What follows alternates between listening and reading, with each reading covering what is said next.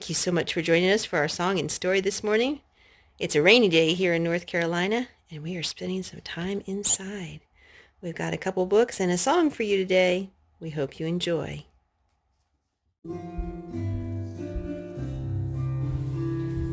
See the pretty colors up in the sky. Rainbow, rainbow, up in the sky. See the pretty colors Jesus made in the rainbow up in the sky. See the pretty rainbow up in the sky.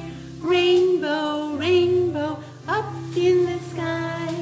Jesus made the colors up in the sky. In the rainbow, up in the sky. Who made the rainbow, Nathaniel?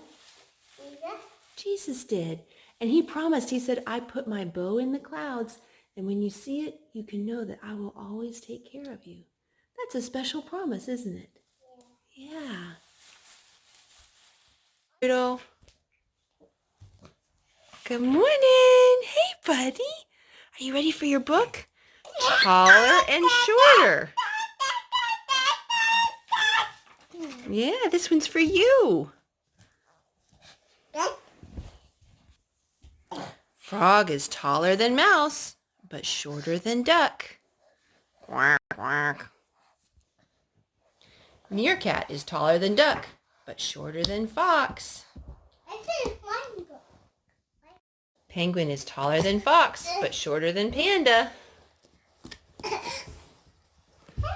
We have a distraction here. A nice big train. Hippo is taller than panda, but not nearly as tall as elephant. Mouse says, you're all taller than me. But giraffe is the tallest of all. Taller and shorter. Oh, we got to fit this down. We want to share with you today is called More Potatoes. The words are written by Millicent Selsam and the pictures by Ben Schechter. Hey, Nathaniel, do you like potatoes? Yeah. What did we do with potatoes yesterday? Do you remember? We mashed them. We did. Is that delicious? Yeah. Okay. This book is another one that was given us by our friend Miss Faye Ligon. Thank you, Miss Faye. We sure enjoy books at our house. Sue watched her mother peel potatoes. How are you making the potatoes tonight? She asked. I'm not making the potatoes. I'm only cooking them, Sue. But I have no more potatoes. Will you get some for me? Asked her mother. Sue went to the store and found the vegetable man. May I have 2 pounds of potatoes, please? She said. Here, said the man. You are taking my last 2 pounds. I have no more potatoes. How are you going to get more? Asked Sue. Don't bother me, said the vegetable man. I am very busy. Sue ran home to give her mother the potatoes. In a few minutes she was back at the store. The vegetable man was writing on a big sheet of paper. Hi, said Sue. You again, he said. Won't you tell me how you get more potatoes? All right, come closer. Look at this. Do you see the word potatoes? Next to the word potatoes, he said, I am writing the number of bags I need for tomorrow. How many do you need? Asked Sue.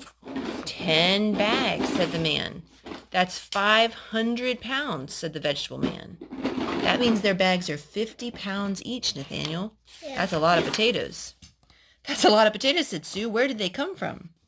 The vegetable man said, from our warehouse, the same one that sends all my vegetables. I am going to call them now. Sue listened to the vegetable man give his order. She heard him say 500 pounds. That must be the potatoes, said Sue. The vegetable man hung up. Sue asked him, when does the warehouse send the vegetables? The truck will be here at 7 o'clock tomorrow morning. You will be asleep, said the vegetable man. Oh no, said Sue, I will be here. The next morning, Sue woke up before 7 o'clock. She went down to the store. The truck was there. On the sidewalk, there were bags and boxes. She found some bags that had the word potatoes on them. Just then, the vegetable man walked out of the store. Oh, you again, he said. Your potatoes are here from the warehouse. May I go to that warehouse? Asked Sue. The vegetable man looked at Sue. Well, maybe. Ask your mother to write a letter, he said. Where? Asked Sue. Come inside, said the vegetable man. I will give you the address. Sue gave the address to her mother. I don't think they'll let you go alone, her mother said, but they might let your class go. That day at school, Sue talked to her teacher. Can the class go to see the warehouse? What warehouse? Asked her teacher. Well, said Sue, my mother needs potatoes. I went to the store to get them, and the vegetable man gave me his last 2 pounds. So I asked him where he was going to get more potatoes. He said that a truck brings the potatoes from the warehouse. This morning I saw the truck in front of the store. I saw the bags of potatoes. Now I want to go to the warehouse. My mother said to ask you if the class can go. Here's the address of the warehouse. Can we go? The teacher said to the class, you heard the story. How many of you want to visit this warehouse? They all raised their hands. Sue's teacher wrote a letter to the warehouse. Nothing happened for a week. Then a letter came. It said, your class may come to the warehouse any day between 11 and 12 o'clock. It was signed J. Green. The next Monday, the class rode to the warehouse. Mr. Green met them. He showed them the trucks being loaded with potatoes and other vegetables. Where do the trucks go? Asked one of the children. I know, said Sue. They go to the stores. That is right, said Mr. Green. These trucks take the food to the stores all over the city. Then Mr. Green showed them where the railroad cars and trucks bring in the vegetables. Some cars and trucks are filled with bags of potatoes, he said. But where do the potatoes come from? Asked Sue. From farms, said Mr. Green. May I take these children to a potato farm? Asked the teacher. Well, said Mr. Green, you can try Mr. Bartolucci's farm. That's not too far from the city. Are we growing anything in our garden, Nathaniel? Potatoes? We are growing some potatoes, aren't we? Yeah. Did you know that some potatoes ride on trains to get to our grocery stores? Yeah. Wow. The next day at school, the teacher wrote to Mr. Bartolucci. After about a week, the teacher said, we can visit Mr. Bartolucci's farm next Tuesday. On Tuesday, the class rode out to the farm. Mr. Bartolucci was waiting for them. There's Mr. Bartolucci. The teacher said to him, we would like to see how you grow potatoes. The potatoes are already in the ground, said Mr. Bartolucci. You mean we're too late? Asked Sue. No, the potato plants are already growing. I planted them in May. Now it is June. Do you plant them from seeds? Asked the teacher. No, said Mr. Bartolucci. We plant small potatoes. We call them seed potatoes. He took a potato out from his pocket. He cut the potato in half. Then he cut each half across. He had 4 pieces. How many pieces are there, Nathaniel? 1, 2, 3, 4, 5. I think there's just 4. Let's count them again. 1, 2, 3, 4. 4. These are the pieces of potatoes we plant. Each piece must have at least 2 eyes. The eyes are the places on the potato where the buds are. New potatoes grow from these buds. How do you plant them? Asked one of the boys. Do you go around and drop them in the ground? Oh no, said Mr. Bartolucci. The farm is too big for that. I have a machine that plants potatoes. Then he took the class to the barn to show them the machine. This machine plants 2 rows of potatoes at a time. Mr. Bartolucci showed them the sharp wheels in the front. These wheels dig the rows, he said. Then he showed them 2 empty metal boxes at the back of the machine. In the bottom of each box is a wheel with spikes. As the wheel turns, the spikes pick up potatoes. Then they drop them into the ground one by one. There are 2 more sharp wheels. These cover the potatoes with soil.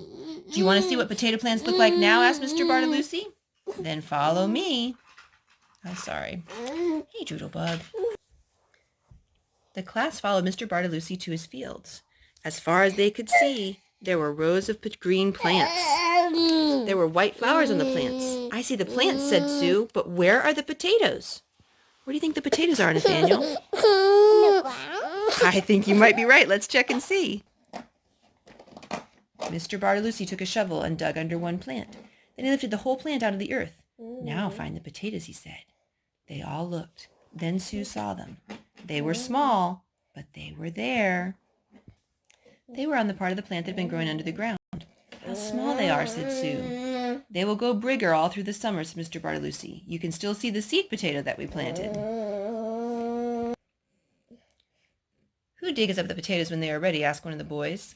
A big machine digs them up in September, said Mr. Bartolucci. Can we come then and see how it works? Asked the teacher. I'm very busy then, said Mr. Bartolucci, but I guess you can come and watch. I will let you know when. On the way home, Sue asked her teacher, why do new plants grow from those pieces of potato he plants? Mr. Bartolucci told you, said the teacher. There are buds in the eyes of the potato that can grow into new plants. When you get home, look into the bag of potatoes your mother has. When Sue got home, she ran into the kitchen. She looked into the bag of potatoes. This one is growing without being planted, she said to her mother. It's growing from the eye of the potato. Then she asked her mother to cut a potato into 4 pieces. These, she said, are what the farmer plants. In September, Sue went back to school. She was glad to have the same teacher. Most of the children in the class were the same too. Sue asked, "When can we go see Mr. Bartoluzzi?"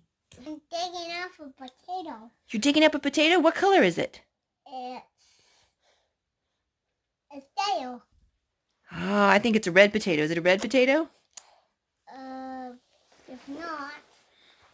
Okay, what color is it? It's yellow. A yellow potato. I already have a note from him. We can take our trip to his farm next Wednesday, said the teacher. Now on Wednesday, the class went back to the farm. There was a big truck in the middle of the field. Next to it was a tractor pulling a giant machine. One of the children said, "The potato plants look dead." "That's right," said the teacher. "They're all brown and dead looking." The children wanted to know why the plants looked dead, she said to Mr. Bartoluzzi. "That is the way they're supposed to look when we dig them," said Mr. Bartoluzzi. "When the tops die, we know the potatoes under the ground are ready." Now move to one side. The teacher and the class moved away from the machines. Mr. Bartoluzzi started the tractor that pulled the giant machine. Mr. Bartoluzzi's wife started the truck that went alongside. The giant machine dug 2 rows of potatoes at a time. Potatoes started to tumble up a moving chain belt on the machine. Dirt and dead vines fell through to the ground, but the potatoes stayed on the belt. They fell into the truck. That's pretty neat, isn't it, Nathaniel? Yeah, I want to see that sometime. That would be fun. We'll have to see if we can see that sometime. After a few minutes, Mrs. Bartoluzzi stopped the truck. Mr. Bartoluzzi climbed down from the tractor. "Here," he said to Sue, "dig up a plant now." Sue dug all around a potato plant. Mr. Bartoluzzi helped her. When they were finished, there were 10 big potatoes on the ground. Yeah. In the spring, the class had seen tiny potatoes. Now they were very big. Okay. Mr. Bartoluzzi said to the teacher, "My truck is full. Follow me to the warehouse." "Another warehouse?" said Sue. The farmer got into the truck. The children climbed into the bus. They drove to a big building. "Take the children inside," Mr. Bartoluzzi said to the teacher. They saw a little door open in the wall next to the truck. Potatoes started to tumble through the door onto a moving belt. Then the potatoes went through a machine that washed and dried them. Did you know that when potatoes come out of the ground, they have dirt on them, Nathaniel? Yeah. Yeah, we have to wash them before we can eat them because we don't want to eat dirt.